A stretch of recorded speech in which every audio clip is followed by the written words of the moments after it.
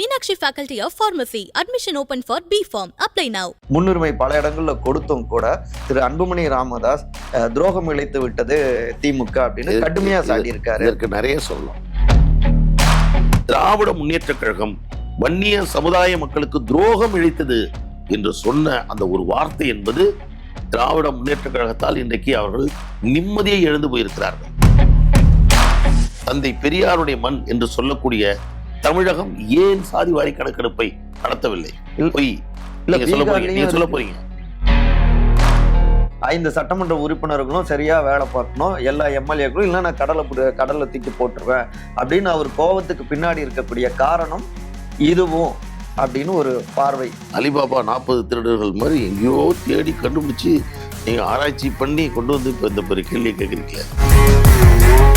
பாமகவுடைய கூட்டணிங்கிறது இன்னும் முடிவாகாமலே இருக்கு. அப்ப எந்த கூட்டணியில பாமக ஐக்கியமாகும்? எனக்கு திராவிட முன்னேற்ற கழகத்தின் மீது ஒரு வருத்தம் இருக்கிறது. என்ன வருத்தம்? ஏன்னா 21 ஜாதிகள் இருக்காங்க. ஒரே நாள்ல 21 குடும்பத்திற்கும் அரசு வேலை கொடுத்துடலாமே. கூட்டிங்களா? 10.5க்கு உதவி செஞ்சாரு திரு எடப்பாடி, அப்ப முதலமைச்சரா இருந்தாரு. அவர் இதை செஞ்சிருக்கலாம்ல? கண்டிப்பா செஞ்சிருக்கணும். இல்ல மருத்துவர் கேட்டாரா? ஏன்னா கூட்டணியில இருந்தாங்க. பாமக உடையும் அபாயத்துல இருக்கா? பாமகவுடைய எதிர்காலம் எப்படி இருக்கும்? உங்க ஆசை நிறைவேறாது.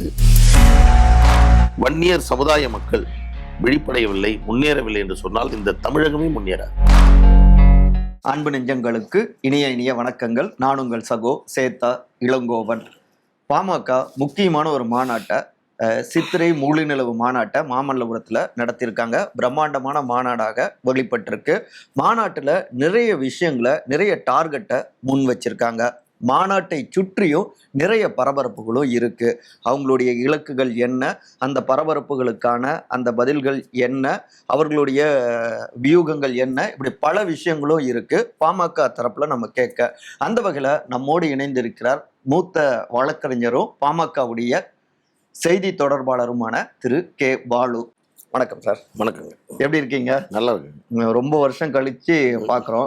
நம்மளுடைய நேர்காணல்ல ஒரு முக்கியமான ஒரு மாநாட்டை நடத்தி முடிச்சிருக்கீங்க. ஞாயிற்றுக்கிழமை கிட்டத்தட்ட 15 லட்சம் பேருக்கு மேல திரண்டாங்க. பிரம்மாண்டமான மாநாடு அப்படின்னு திரு அன்புமணி ராமதாஸ் உங்களுடைய தலைவர் அவர் தெரிவிச்சிருக்காரு. 12 ஆண்டுகளுக்கு பிறகு இந்த மாநாடு நடைபெற்றது என்பதே எங்களுக்கு ஒரு பெரும் மகிழ்ச்சி, பெரும் சந்தோஷம். இந்த சித்திரை முழுநிலவு வன்னியர் இளைஞர் பெருவிழா என்பது ஏதோ பாட்டாளி மக்கள் கட்சி தொடங்கியதால், அரசியல் இயக்கமாக மாறியதால், அரசியல் காரணங்களுக்காக, இடஒதுக்கீட்டுக்காக நடத்தப்படுகின்ற மாநாடு இது அல்ல. இந்த மாநாடு சங்க காலத்திலிருந்து இந்த மாநாடு என்பது இந்த மாநாடு அல்ல, சித்திரை முழுநிலவு இளைஞர் பெருவிழா என்ற கொண்டாட்டம் என்பது ஆண்டுதோறும் நடக்கிறது. இது வன்னிய ருத்ர மகாராஜா வன்னியன் தோன்றிய அந்த மாதத்தில், அதாவது அந்த அவருடைய முழு நிலவில் இளைஞர்கள் கூடுவது தான் சரித்திரம். இப்படி ஒரு உணர்ச்சியோடு, இவ்வளவு ஒரு எழுச்சியோடு, ஒரு தலைவர் மீது இருக்கக்கூடிய பற்றுதலின் காரணமாக, இந்த சமூகத்தின் மீது இருக்கக்கூடிய பற்றுதலின் காரணமாக லட்சோப இளைஞர்கள் கலந்து கொண்டிருப்பது என்பது எங்களுக்கு அது ஒரு பெருமிதம். நீங்கள் எல்லாம் என்னை அழைத்து இன்றைக்கு பேசக்கூடிய அளவிற்கு இந்த மாநாட்டை நடத்தியதிலிருந்தே இது ஒரு பெரும் வெற்றியை நாங்கள் பெற்றிருக்கிறோம். அந்த அடிப்படையில் தான் நீங்கள் மாநாட்டிலையும் கூட 10.5 உள் இடஒதுக்கீடு வன்னியர் சமூகத்துக்கான அந்த போராட்டத்தை மறுபடியும் நாங்கள் முன்னெடுப்போம் அப்படின்னு மருத்துவர் திரு ராமதாஸ் அறிவிச்சிருக்காரு. தேர்தல் நெருங்குகின்ற நேரங்களில் மட்டும்தான் இப்படியான அறிவிப்புகள் வெளிவருவதாகவும் இன்னொரு பக்கம் ஒரு விமர்சனம் முன்வைக்கப்படுது. அது தேர்தல் நலனுக்காக இந்த கோரிக்கைகளை திரும்ப தேர்தல் நெருங்குறப்ப முன்வைக்கிறீங்களா? இல்ல, அது உங்களுடைய பார்வை. நாங்க இதை தொடர்ச்சியா செஞ்சிட்டு இருக்கோங்கிறத நீங்கள் கடந்த காலங்களில் இருந்து பார்த்தால் உங்களுக்கு இல்ல, முன்புமே அதிமுகவோடு கூட்டணியில் இருந்த நேரத்தில் அந்த தேர்தல் நெருங்குற நேரத்துல தான் 10.5 அதாவது இதற்கு தொடர்ச்சியாக இதற்கான முன்னெடுப்பை நாங்கள் வைக்கின்றோம். கொடுக்கின்றவர்கள் இதை பற்றி கொடுக்க வேண்டும் என்ற சூழல் வருகின்ற பொழுது, கொடுக்கவில்லை என்று சொல்லுகின்ற பொழுது, தேர்தல் சமயங்கள் தான் அது விஸ்வரூபம் எடுக்கிறது.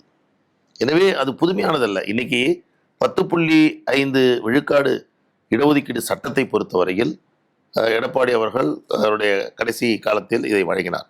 ஆனால் கொடுக்க வேண்டும் என்று நாங்கள் 2000 நடத்திய போராட்டம், மிகப்பெரிய போராட்டத்தை நடத்தினோம். சைதாப்பேட்டையில் இருக்கக்கூடிய பகுதி, பெருங்குடியிலெல்லாம் மிகப்பெரிய எங்கள் தொண்டர்கள் தடுத்து நிறுத்தப்பட்டார்கள். அது 2000. அப்பொழுது நாங்கள் போராடி கொண்டு தானே இருந்தோம்.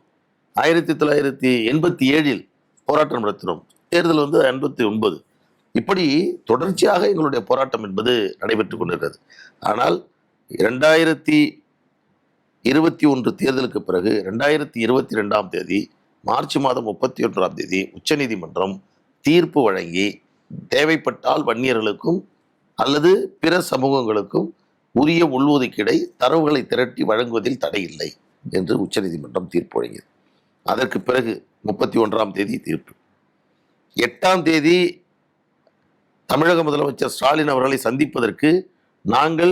சந்திப்பதற்கான நேரம் ஒதுக்கி எங்களுக்கு நேரத்தை ஒதுக்கினார்கள். ஆனால் அதற்கு முன்பாகவே சட்டமன்றத்தில் 7ஆம் தேதி, ஏப்ரல் 7ஆம் தேதி, சரியா சொல்லணும்னா 7/4/2022 அன்னைக்கு என்ன பண்றாருன்னா 23 அன்னைக்கு என்ன சொல்றாருன்னா, நாங்கள் சந்திப்பதற்கு முன்பாகவே சட்டமன்றத்தில் காங்கிரஸ் கட்சியினுடைய தலைவர் செல்வ பெருந்தகை அவர்கள் வன்னியர்களுக்கு உள்ஒதுக்கீடு கொடுக்கப்படுமா என்று சொல்லுகின்ற பொழுது தமிழக முதலமைச்சர் அதற்கு விரிவான ஒரு பதிலை கொடுத்து உரிய தரவுகளை திரட்டி அதன்படி வன்னியர்களுக்கு உள்ஒதுக்கீடை நாங்கள் தருவோம் என்று அறிவித்தார். அதற்கு பிறகு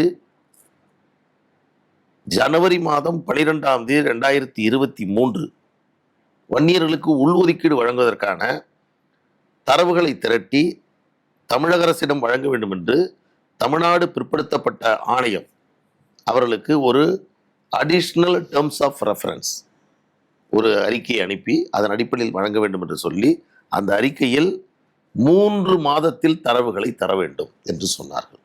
ஃபர்ஸ்ட் பேசிக் ஒரு டேர்ம்ஸ் ஆஃப் ரெஃபரன்ஸில் அவங்க சொன்னது 3 மாதம். அந்த 3 மாதத்தில் தரவுகளை திரட்டப்படாமல் அதை 6 மாதமாக நீட்டித்தார்கள்.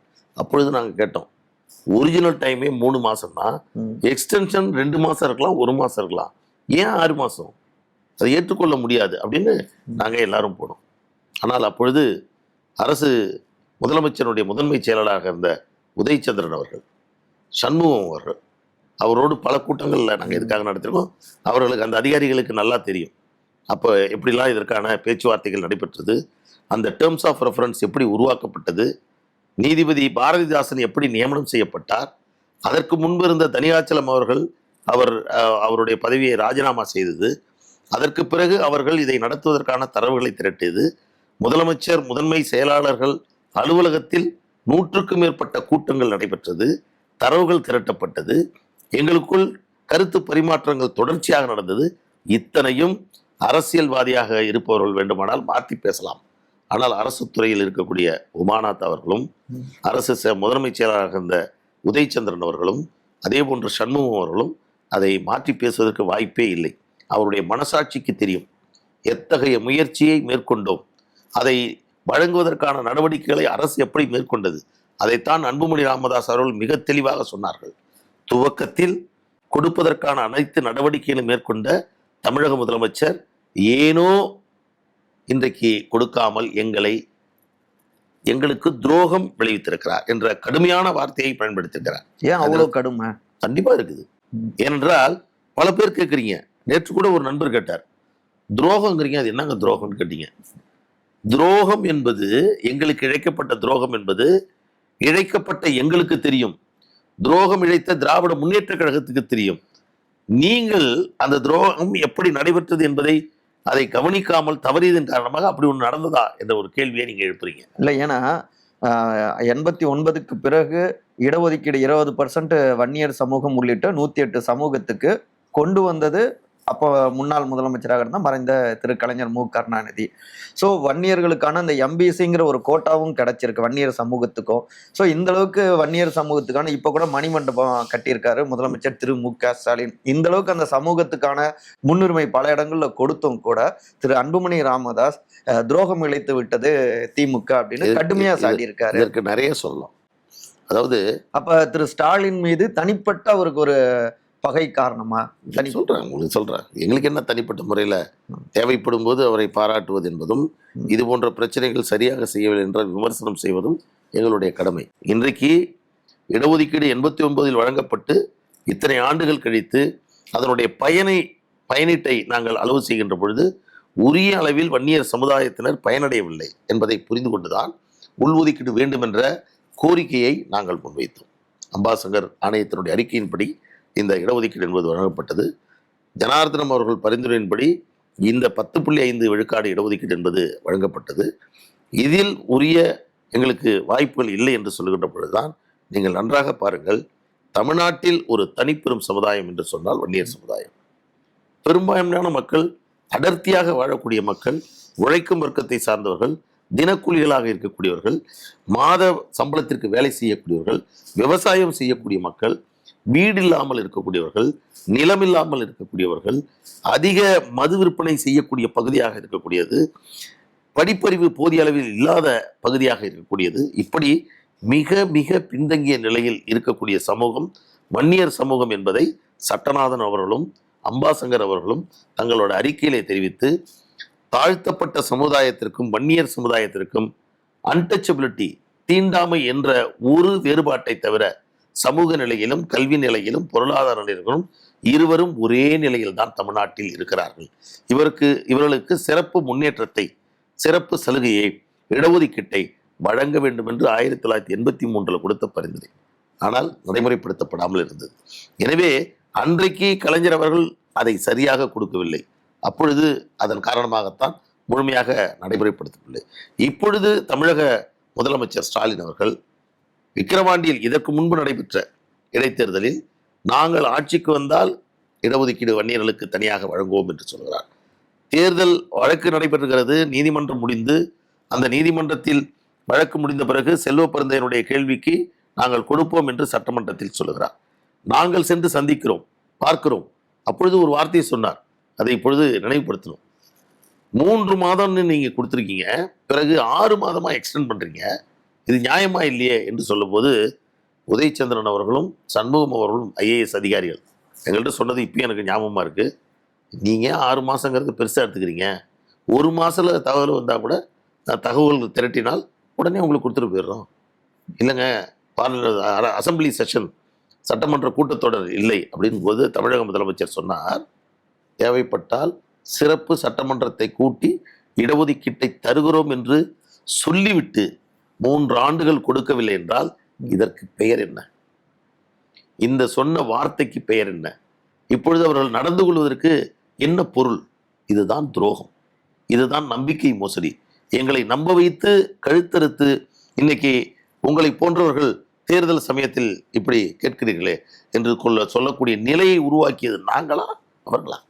நீங்க நல்லா யோசிச்சு பாருங்க. நியாயமான பிரச்சனை இல்லது. இந்த சட்டத்தை கொண்டு வந்தது எடப்பாடி பழனிசாமி அவர்கள். ஆட்சி மாற்றம் நடைபெற்றது. அந்த ஆட்சி மாற்றம் நடைபெற்ற பிறகு இந்த வழக்கை நடத்தியது திராவிட முன்னேற்ற கழகம். இதய சுத்தியோடு இந்த வழக்கை நடத்தினார்கள் என்று நாங்களும் சொன்னோம். ஆனாலும் நீதிமன்றம் அந்த வழக்கை தள்ளுபடி செய்தாலும் மீண்டும் தரவுகளை திரட்டி இடஒதுக்கீடை கொடுங்கள் என்று அன்றைக்கு சொன்னார்கள். ஆனால் அதை நடைமுறைப்படுத்தவில்லை. அன்புமணி ராமதாஸ் அவர்கள் இன்றைக்கு இந்த மாநாட்டில் திராவிட முன்னேற்ற கழகம் வன்னியர் சமுதாய மக்களுக்கு துரோகம் இழைத்தது என்று சொன்ன அந்த ஒரு வார்த்தை என்பது திராவிட முன்னேற்ற கழகத்தால் இன்றைக்கு அவர்கள் நிம்மதியை இழந்து போயிருக்கிறார்கள். அவருடைய சுயரூபம் வெளிப்பட்டு விட்டதே என்ற ஆதங்கத்தில் அவர்கள் இருந்து கொண்டிருக்கிறார்கள். அதன் காரணமாகத்தான் இந்த கருத்தை நாங்கள் முன்வைக்கிறோம். எனவே இந்த வன்னியர் சமுதாய மக்கள் விழிப்படையவில்லை, முன்னேறவில்லை என்று சொன்னால் இந்த தமிழகமே முன்னேறாது. பெரும்பான்மை மக்களுடைய முன்னேற்றம் இல்லாமல் ஒரு நாட்டினுடைய முன்னேற்றத்தை எப்படி ஒரு அரசால் கொடுக்க முடியும்? எனவே இது மிகப்பெரிய துரோகம் இந்த வன்னியர் சமுதாய மக்களுக்கு திமுக அரசு செய்தது. சாதிவாரி கணக்கெடுப்பு நடத்தணும், அது எங்க கையில இல்ல, சென்ட்ரல் கவர்மெண்ட் கையில இருக்கு. அதன் தொடர்ச்சியாக அடுத்தடுத்த விஷயங்கள் இருக்கலாம் அப்படின்னு முதலமைச்சர் தெரிவிச்சிருக்காரு இல்லையா?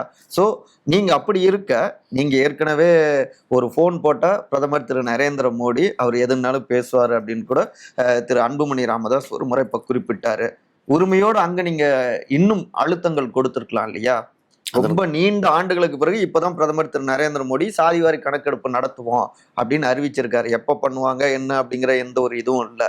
அப்ப அது ஒவ்வொரு 10 ஆண்டுகளுக்கு ஒரு முறை நடத்துவது. 21 கொரோனா காரணத்தின் காரணமாக நடத்தவில்லை. 2001 நாங்கள் இதை நடத்த வேண்டும் என்று சொல்லிவிட்டோம். எனவே தொடர்ச்சியாக நாங்கள் இந்த கருத்தை முன்வைத்திருக்கிறோம். பிரதமர் நம்ம நரேந்திர மோடி அவர்களை எங்கள் கட்சியினுடைய நிறுவனர் மருத்துவர் ஐயா அவர்கள் பார்க்கின்ற பொழுதெல்லாம் இந்த சாதிவாரி கணக்கெடுப்பை நடத்துங்கள் என்று சொன்னோம். இன்றைக்கு அவர்கள் நடத்துவதாக அறிவித்திருக்கிறார்கள். அதற்கு அன்புமணி ராமதாஸ் அவர்களும் எங்கள் கட்சியும் பெரும் பாராட்டை மோடி அவர்களுக்கு தெரிவித்திருக்கிறது.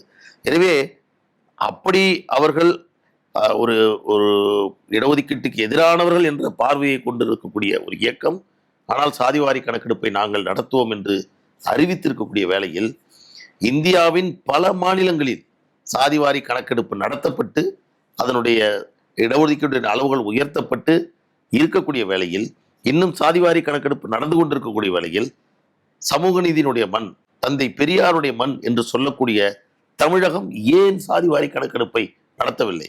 பொய். நீங்க சொல்ல போறீங்க நீங்க என்ன சொல்ல போறீங்கன்னா, பீகார்ல தடை செஞ்சிட்டாங்க சார், அங்க சட்டம் அந்த இது தள்ளுபடி பண்ணிட்டாங்கன்னு. பச்சை பொய். நீங்க சொல்லு அந்த பச்சை பொய்ய சட்டமன்றத்துல தமிழக முதலமைச்சர் சொன்னாரு. அது அப்படியே உங்க மனசுல இப்ப நின்றுட்டு நீங்க என்கிட்ட கேக்குறீங்க. பீகார் மாநிலத்தில் நடத்தப்பட்ட சாதிவாரி கணக்கெடுப்பை பாட்னா உயர்நீதிமன்றம் ரத்து செய்யவில்லை. மாறாக மாநில அரசிற்கு சாதிவாரி கணக்கெடுப்பு நடத்த அதிகாரம் இருக்கிறது. 2008 புள்ளியியல் சட்டம் இந்தியன் ஸ்டாட்டிஸ்டிக்ஸ் ஆக்ட் படி ஒரு மாநில அரசு சாதிவாரி கணக்கெடுப்பை தரவுகளை திரட்டும் உரிமை இருக்கிறது என்ற தீர்ப்பை தான் பீகார் உயர்நீதிமன்றம் வழங்கியது. அதை கூட எதிர்த்து இடஒதுக்கீட்டுக்கு எதிரானவர்கள் உச்சநீதிமன்றம் சென்றார்கள். ஆனால் உச்சநீதிமன்றம் இன்றைக்கும் அந்த வழக்கில் தடை ஏதும் விதிக்கப்படவில்லை.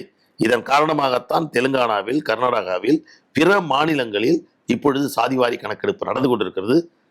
உண்மைக்கு புறம்பான தவறான தகவலை சட்டமன்றத்தில் சொன்னார்.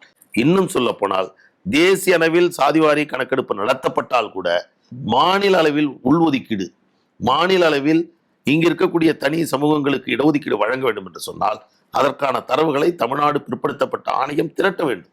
69 விழுக்காடு இடஒதுக்கீடு தமிழ்நாட்டில் வழங்கப்பட்டிருப்பது தேசிய அளவில் நடத்தப்பட்ட சாதிவாரி கணக்கெடுப்பு அல்ல, மாநில அளவில் நடத்தப்பட்டு 1931 பிறகு சாதிவாரி கணக்கெடுப்பு நாடெங்கும் நடத்தப்படவில்லை. ஆனால் சட்டநாதன், அம்பாசங்கர் ஒவ்வொரு வீடாக சென்று கணக்கெடுத்து அதன் காரணமாக தமிழ்நாட்டில் இருக்கக்கூடிய சமூகங்களுடைய விவரங்களை கொடுத்தார். அதுதான் 69 விழுக்காட்டை கொண்டு வருவதற்கு காரணமாக இருந்தது. இன்னைக்கு அருந்ததியர் உள்ஒதுக்கீடு, இஸ்லாமியர் உள்ஒதுக்கீடு, 20 விழுக்காடு உள்ஒதுக்கீடு, 10.5 விழுக்காடு உள்ஒதுக்கீடு, இத்தனை உள்ஒதுக்கீடுகளும் தமிழக பிற்படுத்தப்பட்ட ஆணையத்தால் வழங்கப்பட்ட பரிந்துரை. இதை மறந்துவிட்டு தமிழ்நாட்டுக்கு உரிமை இல்லை, எங்களுக்கு அந்த உரிமை இல்லை என்று சொல்வது சமூக நீதியுடைய கோட்பாடை புரிந்து கொள்ளாமல், அடிப்படை தாற்பயத்தை புரிந்து கொள்ளாமல் தமிழக முதலமைச்சர் பேசுவது வேடிக்கையாக இருக்கு. சரி, இப்ப இந்த மாநாட்டுல கூட மருத்துவர் திரு ராமதாஸ் அவர் தான் 10.5 உள் இடஒதுக்கீடுக்காக போராட்டம் செய்வோங்கிறத அதை முதன்மைப்படுத்தி அதிகம் பேசினாரு.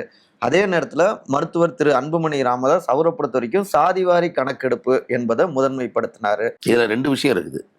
10.5 விழுக்காடு வன்னியர்களுக்கு இடஒதுக்கீடு வேண்டும் என்பது என்னுடைய பிரதானமான கோரிக்கை. அதில் எங்களுக்கு எந்த சமரசமும் இல்லை. அதைத்தான் மருத்துவர் அவர்கள் முன்வைத்திருக்கிறார். ஆனால் அதே வேளையில் 69 விழுக்காட்டிற்கே ஆபத்து இருக்கிறது. 69 விழுக்காடு இடஒதுக்கீட்டை எதிர்த்து தொடரப்பட வழக்கு இன்றும் உச்சநீதிமன்றத்தில் இருக்கிறது. 2010ஆம் ஆண்டு ஒரு வருடத்திற்குள்ளாக தரவுகளை திரட்டுங்கள் என்று தமிழக அரசுக்கு கொடுத்த ஆணை இன்னும் நடைமுறைப்படுத்தப்படாமல் இருந்து கொண்டிருக்கிறது.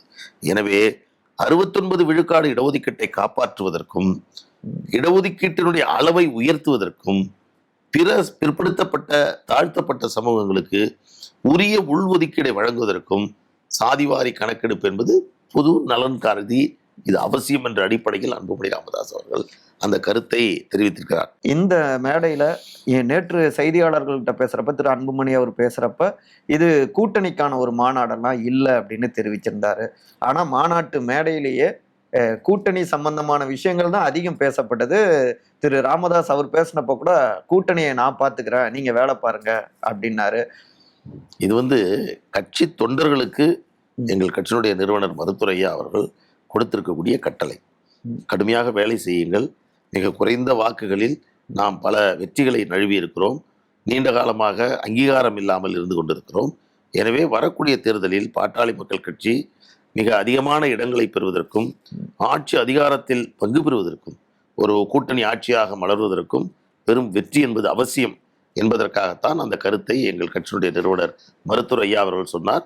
எப்பொழுதுமே கூட்டணி என்பது தேர்தல் வருகின்ற காலத்தில் தான் அனைத்து கட்சிகளுமே அந்த முடிவை எடுப்பார்கள். இல்ல இந்த மேடையிலையுமே ஒரு 2 விதமான கருத்து வெளிப்பட்டிருக்கு அப்படின்னு சொல்றாங்க. நம்மளும் பார்க்கிறோம். மருத்துவர் ஒரு கருத்தை முன்வைக்கிறாரு. திரு அன்புமணி ராமதாஸ் அவர் ஒரு கருத்தை எப்படி முன்வைக்கிறார். சொல்றீங்க? அதாவது இந்த மேடையில இன்னும் ஓப்பனா சொல்லணும்னா அவர் நான் பதவிக்காக வரல, நான் கஷ்டப்பட்டு இந்த பொறுப்புக்கு வந்திருக்கேன், பதவி ஆசைப்படாத ஒரு நபர் நானு, அதே போல நீங்க ஒழுங்கா வேலை பார்க்கணும், சட்டமன்ற உறுப்பினர்கள் சுட்டி காட்டி பேசுறாரு. அதுக்கு முரண்பாடா எங்க அன்புமணி பேசல. ஆனா அது முழுக்க முழுக்க இன்னொரு பக்கம் பதவி ராஜ்யசபா எம்பியா இருந்ததாகட்டும், அதற்கு முன்னதாக மத்திய இணை அமைச்சராக இருந்ததாகட்டும், இப்படி பதவிகளை அனுபவித்தவராக திரு அன்புமணி இருக்காரு. அப்ப டைரக்டா அவருதான் அவரு சுட்டி காட்டுறாரு. யாருமே யோசிக்காத புதிய யோசனை நீங்க சொல்றீங்களா? இல்ல இது சம்பந்தமாக விவாதங்கள் இருக்கு சார். ஒரு பெரிய மாநாடு நடத்திட்டோம், பெரிய சக்சஸ்ஃபுல் மாநாடு, பலரும் பேசப்படக்கூடிய அளவுக்கு மாநாடு ஆயிடுச்சு. அப்போ எதிர்முனையில் இருக்கவங்க இது இப்படி ஒரு வெற்றி என்பது இப்படி கிடைச்சிச்சுங்கிற வைத்தறிச்சல் இருக்கவங்க இதெல்லாம் நீ கிளப்பாங்க சமூக ஊடகத்தில். இதற்கெல்லாம் வாய்ப்புகள் நிறைய இருக்கு. வெளிப்படையா சொல்லணும். ஒரு நிமிஷம் நான் சொல்லிடுறேன். இது அவருக்கு மகனுக்கு அவர் பாடம் எடுத்த ஒரு மாநாடு இல்ல. அதாவது நான் திருப்பியும் சொல்றேன், எங்கள் கட்சியினுடைய நிறுவனர் மருத்துவர் ஐயா அவர்கள் வெளிப்படையானவர், தொண்டர்களை மிக கடுமையாக பேசக்கூடியவர். இன்னும் சொல்ல போனா கடுமையா பேசுவார். பேசிட்டு நாங்க வீட்டுக்கு கூட வர மாட்டோம், திரும்பி ஃபோன் பண்ணி பேசுவார். அந்த அளவுக்கு ரொம்ப ரொம்ப மென்மையானவர். ஆனால் வேலையை கொடுத்தா அந்த வேலையை ஒழுங்கா செய்யணும், கட்டுப்பாடுடன் நடக்கணும், இந்த கட்சி முன்னேற்றத்துக்கு பாடுபடணும் அப்படின்னு சொல்லக்கூடியவர் தான். அது அவருடைய இயல்பு. அவர் ரொம்ப கடுமையாக செயல்படக்கூடியவர். பண்ணுங்க. அதுக்கு காரணம் தான் நான் சொன்னேன். கடந்த தேர்தலில் வெறும் 5 சட்டமன்ற உறுப்பினர்கள். அதை தான் ஐயா சொன்னார். தனியா நின்று 4 இடத்துல நின்று கட்சி இன்னைக்கு கூட்டணியில இருந்து 5, இது நமக்கு பெருமையா அப்படின்னு கேட்க வேண்டிய விஷயம் சொன்னாரு. அது அப்போ இருக்கும்போது கட்சி தொண்டர்களை உற்சாகப்படுத்தி நீ பணியாற்றுங்க, நீங்க சரியா இல்லைன்னா உங்க மேல நடவடிக்கை எடுப்பேன் அப்படின்னு சொல்றதுங்கிறது அவர்களை பணி செய்ய நீங்கள் செய்யணும் அப்படிங்கிறதுக்கு சொல்றதுக்கான ஒரு செய்தி தானே. அப்படித்தான் நாங்கள்லாம் பார்க்கிறோம். ஏன்னா ஒரு மாதத்துக்கு முன்பு தான் தலைவராக நீங்க இல்ல, செயல் தலைவர் தான் அப்படின்னு திரு அன்புமணியை பார்த்து திரு ராமதாஸ் சொன்னாரு. அந்த ஒரு விஷயம் பெரிய அளவுல அது சுமூகமாக தீர்வு செய்யப்பட்டு விட்டது. இப்பொழுது அது எந்த பிரச்சனை என்பதும் இல்லை. எனவே இன்றைக்கு அவர் பேசியிருப்பது என்பது இது ஒரு கட்சி தொண்டர்களுக்கு ஒரு வழிநடத்தக்கூடியது. இன்னும் சொல்லப்போனால் பொதுவாக எந்த அப்பா இது ஐயாங்கிறது எங்கள் கட்சியினுடைய நிறுவனர் மருத்துவர் ஐயா என்பது எங்கள் கட்சியினுடைய தலைவர் மட்டும் இல்லை, எங்கள் தந்தை ஸ்தானத்தில் இருந்து எங்களை வழிநடத்தக்கூடியவர். தந்தை ஸ்தானத்தில் இருக்கக்கூடியவர்கள் பொதுவாக எடுத்துங்க, எந்த அப்பாவை எடுத்துக்கிட்டாலும் சரி, தான் புள்ள சரியில்லை, இன்னும் நல்லா பண்ணணும், ஒழுங்காக பண்ணலை, யாராவது எந்த பிள்ளையாவது பாராட்டியிருக்காங்களா? பொதுவாக சொல்கிறேன், இருக்காது. இப்போது எங்கள் அப்பா என்ன பாராட்டினதில்லை, நான் என் பையனை பாராட்டுறதில்லை. இது இயல்பான ஒன்று. எனவே அந்த அடிப்படையில் இன்னும் பையன் நல்லா வரணும், இன்னும் பையன் பெரிய அளவுக்கு போகணும் அப்படின்னு சொல்கிறது தானே எல்லோருக்கும். ஓப்பன் மேடையிலையா சார் சொல்கிறது? சார் பொதுவானது சொல்கிறேன் சார். நான் இந்த கருத்தில் பொதுவாக சொல்கிறேன். அதாவது பெரும் பாராட்டை பெற்றவர் அன்புமணி ராமதாஸ், உலகளவிய விருதுகளை பெற்றவர், 108 ஆம்புலன்ஸை இந்த மண்ணுக்கு தந்தவர், புகையில்லாத ஒரு இந்தியாவை உருவாக்கியவர், பொது இடங்களில் புகைப்பிடிக்கும் சட்டத்தை கொண்டு வந்து கிராமப்புற சுகாதார திட்டத்தை கொண்டு வந்தவர், போலியோவை முழுமையாக ஒழித்தவர், இதற்காக உலக விருதுகளை பலதை பெற்றவர். அதுபோல் அப்படியெல்லாம் பார்த்து மனதிற்குள் ஆனந்தம் அடைந்தவர் எங்கள் மருத்துவர் ஐயா அவர்கள். எனவே கட்சி இப்பொழுது இருக்கக்கூடிய நிலையில் இருந்து இன்னும் உயரணும், அதற்காக பாடுபடுங்கள், அவ்வளவுதான். இல்ல திரு முகுந்தன் பரசுராமன் இளைஞரணி செயலாளராக அவரை கொண்டு வந்தாங்க. அதை ஒட்டி தான் 2 தரப்புக்கு இடையில ஒரு விரிசல் ஏற்பட்டது. அந்த பொதுக்குழு கூட்டத்திலையும் கூட இப்ப வந்தவங்களுக்கெல்லாம் பதவி கொடுக்குறீங்க அப்படின்னு முன்பே திரு அன்புமணி அவர்கள் கேட்டு இதை பற்றி இன்னும் விரிவா இந்த நம்மளுடைய சந்திப்பில் இதை பற்றி விவாதிப்பது என்பது பொருத்தமாக இருக்காது. காரணம், இது எங்களுடைய உள்கட்சி பிரச்சனை. எங்கள் உள்கட்சிக்குள் இருக்கக்கூடிய பிரச்சனை பொதுவெளியில் நான் அமர்ந்து உங்களோடு பேசுவது என்பது ஒரு முறையாக இருக்காது. இது ஒரு அரசியல் ரீதியாக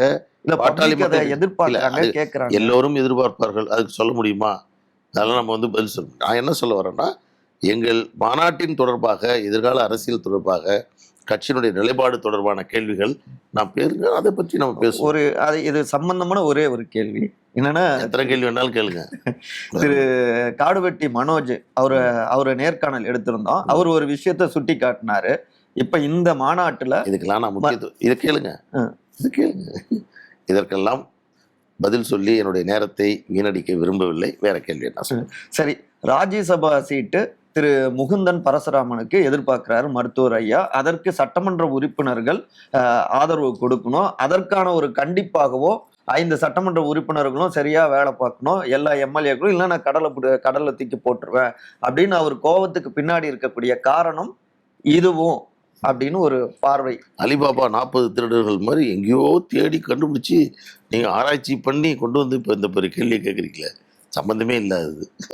ராஜ்யசபா தேர்தல் எப்போ வரப்போகுது, அது எப்படி வழங்குவது, என்ன செய்வது என்பதை உரிய நேரத்தில் முடிவெடுப்பார்கள். இது அதற்கான தருணம் அல்ல, இது பொதுவாக பேசப்பட்டது. எனவே அது நான் முன்பே உங்களுக்கு அதற்கான விளக்கத்தை சொல்லியிருக்கேன். இப்ப நீங்க அந்த கூட்டத்திலேயே அவரு சொன்னாரு, கட்ட பஞ்சாயத்து செய்யாத, ரியல் எஸ்டேட் பண்ணாத யாரோ ஒரு இளைஞருக்கு நான் அந்த வாய்ப்பை கொடுத்துருவேன் அப்படின்னு சொன்னாரு. அப்ப அது சொல்றது இன்னொரு பக்கம் என்ன அர்த்தம் ஆகுதுன்னா, பாமகவில் அனைத்து சட்டமன்ற உறுப்பினர்கள் அனைத்து பொறுப்பாளர்களையும் சொல்ல, ஆனா பெரும்பான்மையானவங்க அப்படியும் செஞ்சிருக்காங்க அந்த தவற. அதான் அவர் சுட்டி காட்டுறதா புரிஞ்சுக்கலாம் சார். அதாவது ஒரு கட்சி இன்னைக்கு அங்கீகாரம் இல்லாமல் நம்ம இருந்த இடத்துல இருந்து இன்னைக்கு இந்த இடத்துக்கு வந்துடும். 20 சட்டமன்ற உறுப்பினர்கள் கட்சி வைத்திருந்த கட்சி, 2 மத்திய அமைச்சர்களை வைத்திருந்த கட்சி, 6 நாடாளுமன்ற உறுப்பினர்களை வைத்திருந்த கட்சி இன்னைக்கு அங்கீகாரம் இல்லாமல் இருந்து கொண்டிருக்கிறோம். எனவே இது போன்ற இடத்தில் இவ்வளவு கடுமையாக பேசித்தான் ஆக வேண்டும். அது எங்களுக்கு அவர் கொடுத்திருக்கக்கூடிய வேலை திட்டம், செயல் திட்டம். எனவே அதை நாங்கள் செய்வோம். இது 2026 இதனுடைய முடிவுகளை நீங்க பாருங்க. அரசியல் ரீதியாக எத்தகைய வெற்றியை பாட்டாளி மக்கள் கட்சி பெறப்போகிறது என்பதை நீங்க பாருங்க. நிச்சயமா பெரும் வெற்றியை நாங்கள் பெறுவோம். பாமகவுடைய கூட்டணிங்கிறது இன்னும் முடிவாகாமலே இருக்கு. அப்ப எந்த கூட்டணியில பாமக ஐக்கியமாகும்? அது உரிய நேரத்தில், சரியான நேரத்தில் எங்கள் கட்சியினுடைய நிறுவன மருத்துவரையா அவர்களும் அன்புமணி ராமதாஸ் அவர்கள் முடிவெடுப்பார்கள். அதை உங்களுக்கு தெரியப்படுத்துவார்கள். ஏன்னா இதுக்கு முன்னதாக திரு அண்ணாமலை, முன்னாள் பாஜகவுடைய தமிழ்நாடு தலைவர், அவரு சாதிவாரி கணக்கெடுப்பு நடத்துவது குறித்தெல்லாம் கடுமையாக விமர்சிச்செல்லாம் பேசியிருந்தாரு.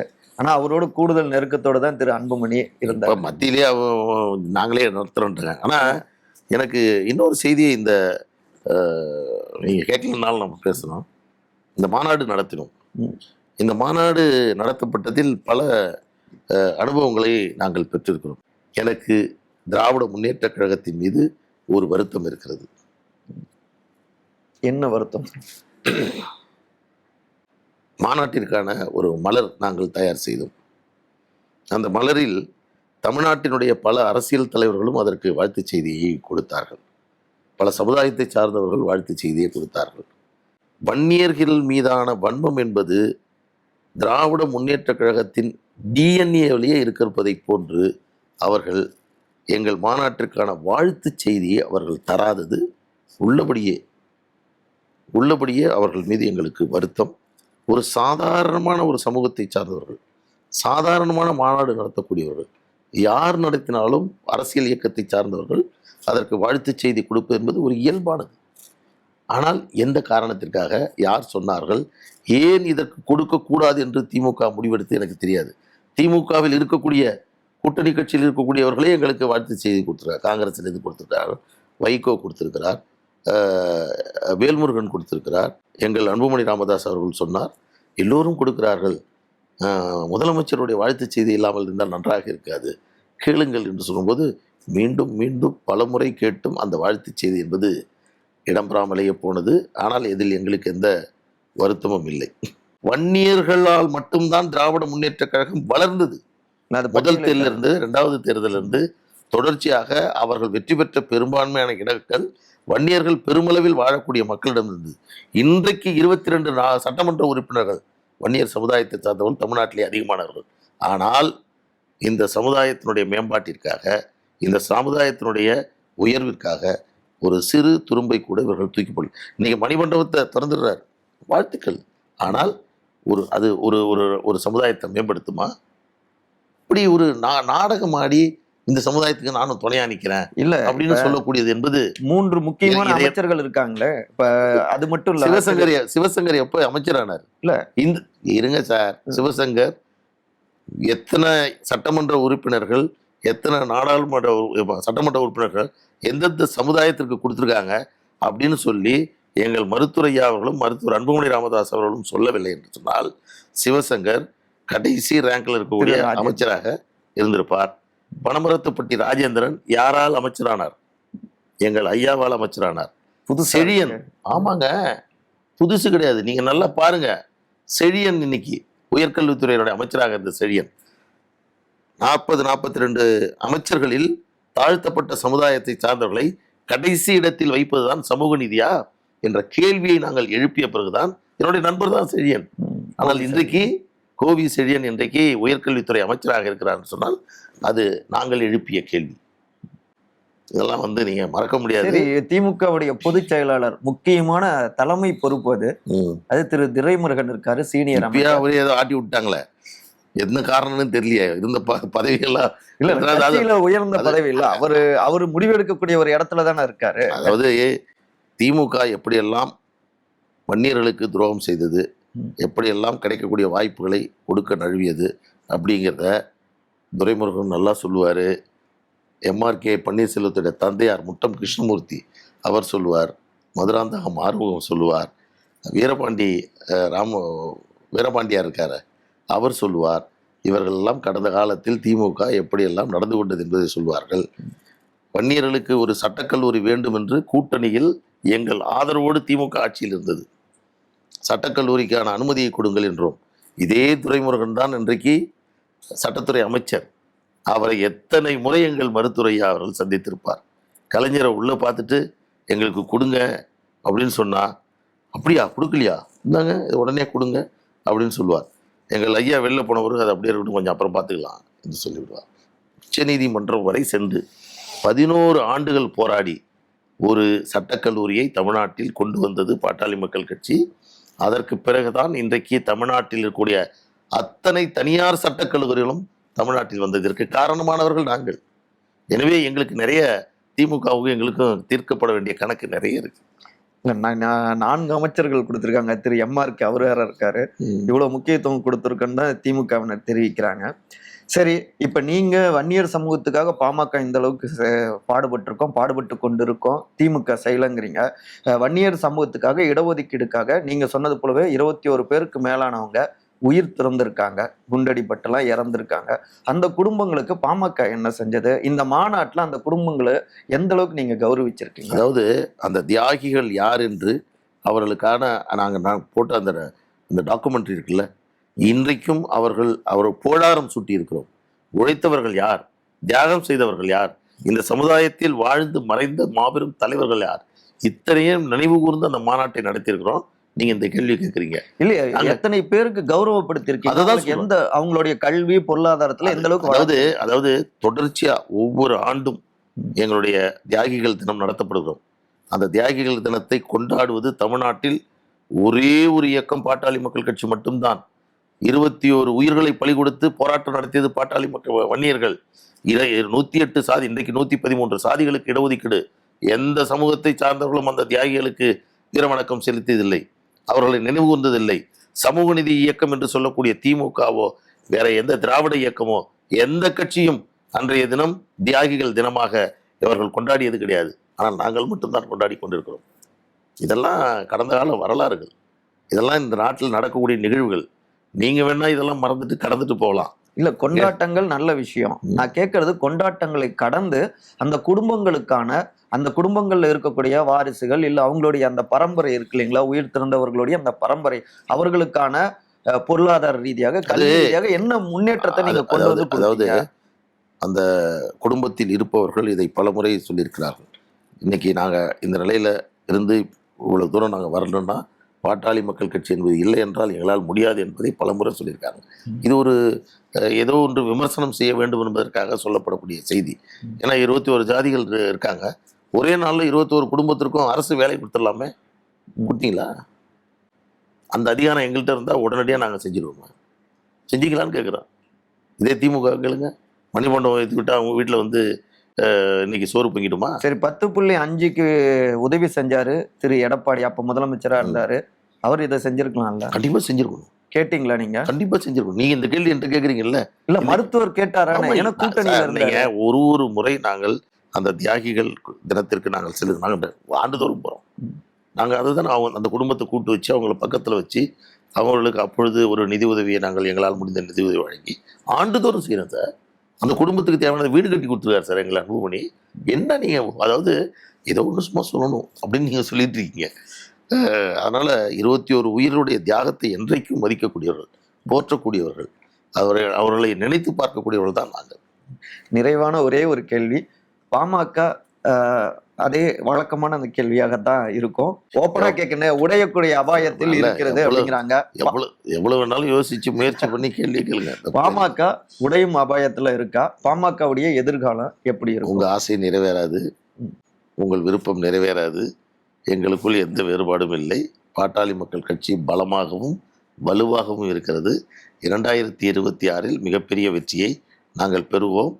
ஆட்சி அதிகாரத்திலும் நாங்கள் இடம்பெறுவோம். இவ்வளவு நேரம் உங்களுடைய நேரத்தை ஒதுக்கி நிறைய கேள்விகளுக்கு அசராம உங்களுடைய பாணியில நீங்க பொறுமையாக பதில் கொடுத்தீங்க. மனமார்ந்த நன்றிகள். நன்றி, வணக்கம். Meenakshi Faculty of Pharmacy. Admission open for B Farm. Apply now.